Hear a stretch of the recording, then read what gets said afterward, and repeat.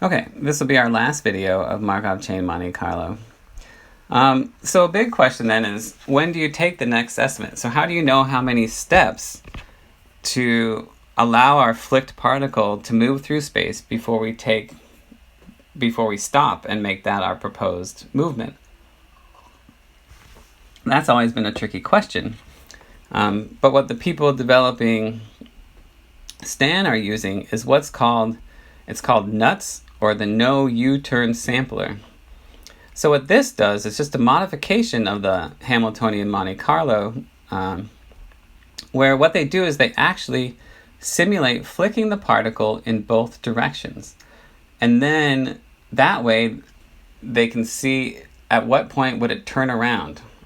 And then they take the step until it starts to turn around, right? So by flicking it in both directions, by running the simulation in both directions, they can get a better idea of the landscape, so the gradient of the landscape, of the local landscape, and then they take the estimate of right before the model is going to turn around, right before that particle is going to turn around.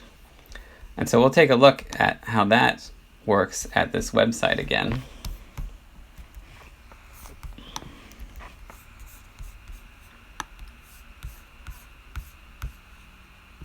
So we can look at this No U-Turn Sampler.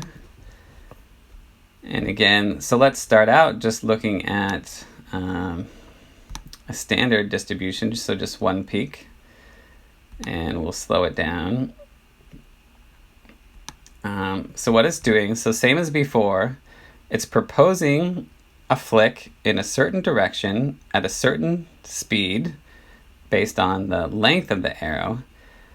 And so first it's going to flick it in the other direction until it starts to turn around, and then it's going to go in the other direction, and that way it'll know, okay, this is what the landscape looks like, and this is when, therefore this is where the particle is turning around.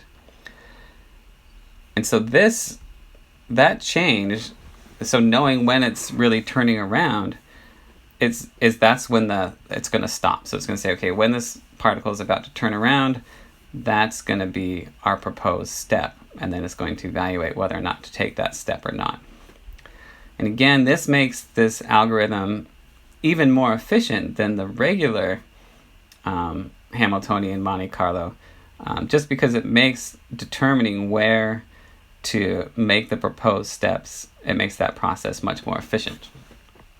So let's see how quickly this works. So if we speed it up, oh, it's frozen. Let me load it. So we'll do standard, and oh, I froze it again. It doesn't like it when I do that. Okay. So let's go back to our donut probability distribution and see how it does. And so this is going to explore space even better. So we won't play around with it too much on this video, but again, I encourage you to go to this website and just see. It gives you a good idea of how the different Markov chain Monte Carlo methods explore space, and kind of why Hamiltonian Monte Carlo is the one that seems to be most efficient for what people are using today, and that's why we're going to be using it as well.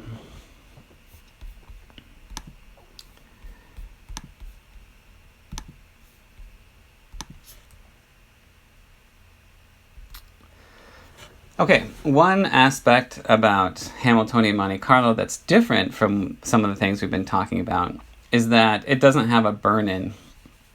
So we're not going to ignore steps using a burn-in. Instead, it has a warm-up. And so what Stan will do during the warm-up is it's going to kind of optimize the different parameters that it uses for flicking your particle, or for running your model.